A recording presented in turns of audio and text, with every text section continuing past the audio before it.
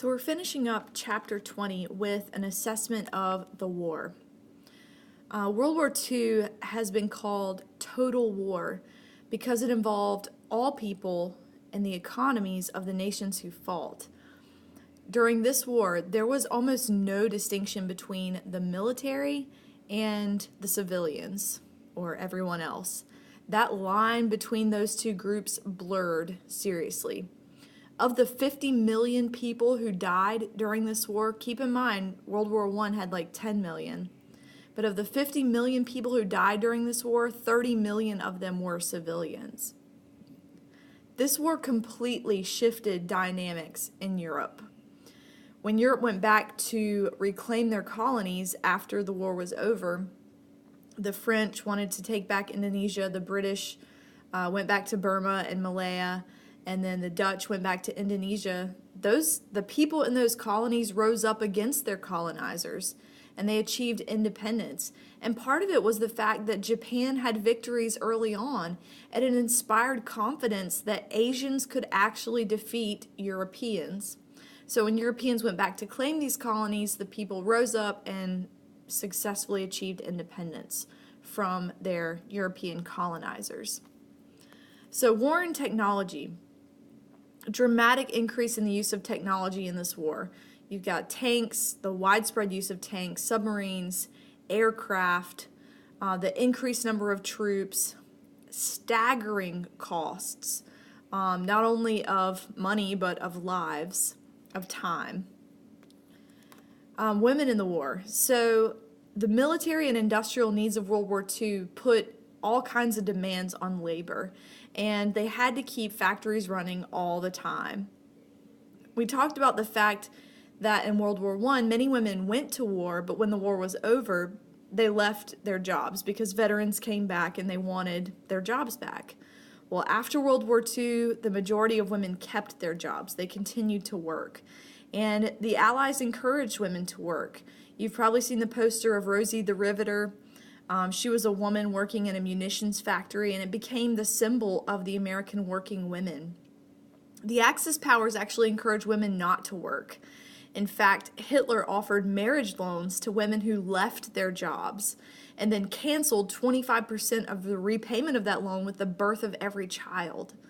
So if a woman got married, she could get a loan, and then after having 4 children, the loan would actually be canceled out.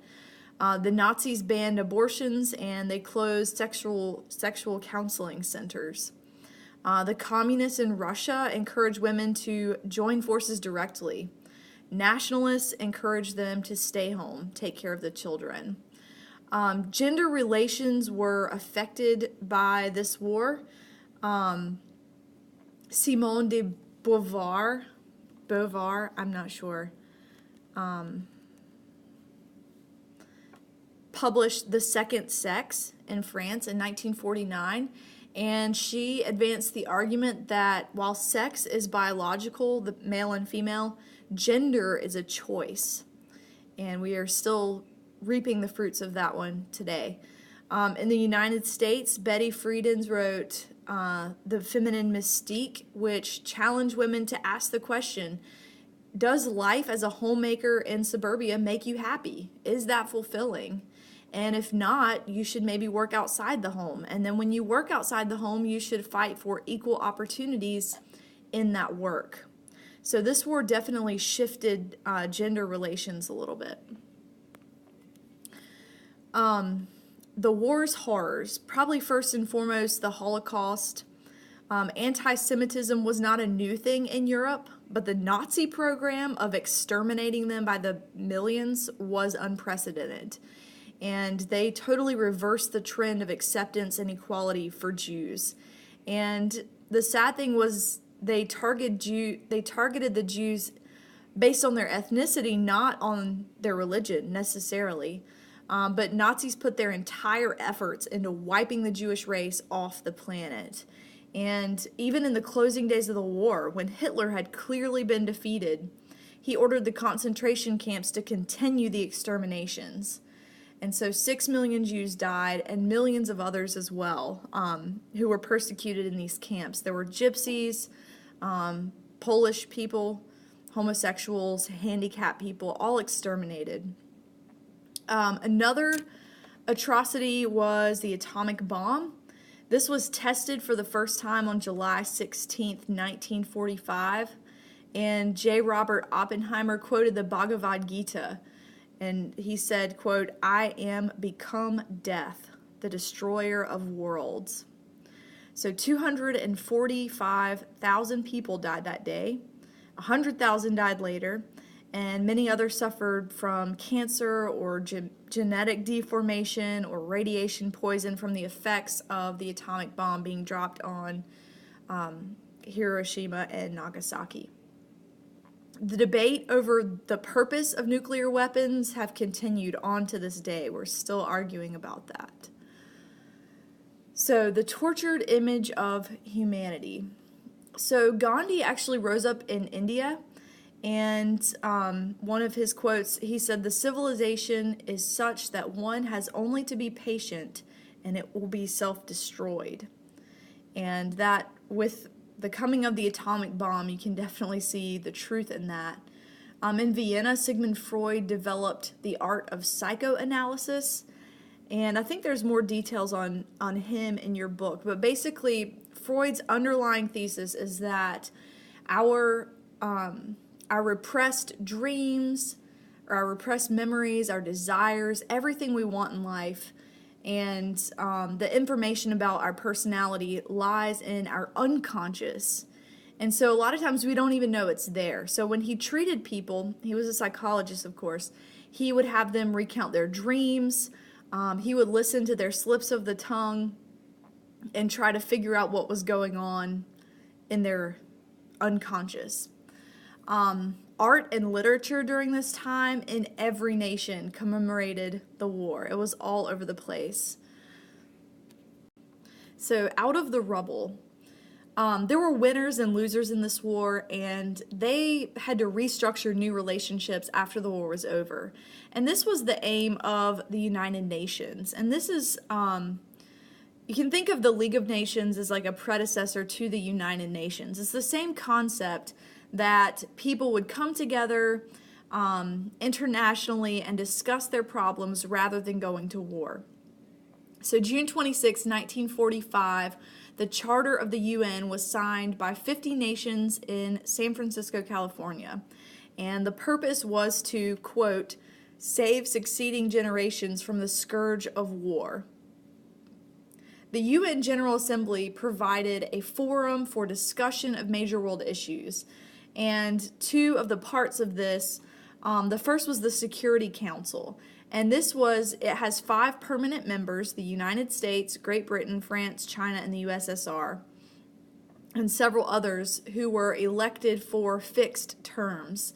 And the Security Council, or those 5 members, can dispatch peacekeeping forces. Another part of the UN is the International Court of Justice.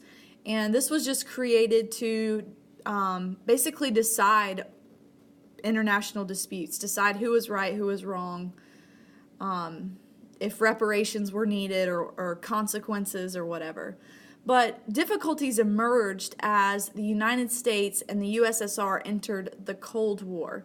And we'll talk about that in another chapter. But honestly, many wars have been fought since the UN's creation, so it hasn't really been entirely successful in keeping world peace. So the post-war resettlement. So you have to keep in mind, 100 million soldiers went to war. 20 million soldiers died, and many more civilians were placed in concentration camps. And then there were millions more civilians who had to flee from their homes because of oncoming armies. Many people were deported or exiled. The USSR seized about 500,000 Japanese people and forced them into labor camps. The Chinese killed thousands of others just for revenge. In the United States, there was a GI Bill of Rights that allowed American soldiers to go to college. And the good thing was that World War II had created a booming economy. It pulled us out of the Depression and made us prosperous once again. And so the economy after the war made this GI Bill of Rights possible. There was also a baby boom in the United States after this period. Remembering the war. So, remembering and representing and commemorating World War II has really been a continuous process. And there's still discussion going on even today how they can continue to memorialize this war. One of the first things that happened when the war was over was the Nuremberg trials. And these took place from 1945 to 1946. And they're called the Nuremberg trials because they were convened in Nuremberg, Germany, by the United States, the USSR, Great Britain, and France to show that crimes against humanity would not be tolerated internationally. And so the tribunal was given the task of trying 23 of the most important political and military leaders of the Third Reich, the Nazis. So this in general allowed the world to more fully grasp the atrocities of war, and especially the atrocities of the Holocaust.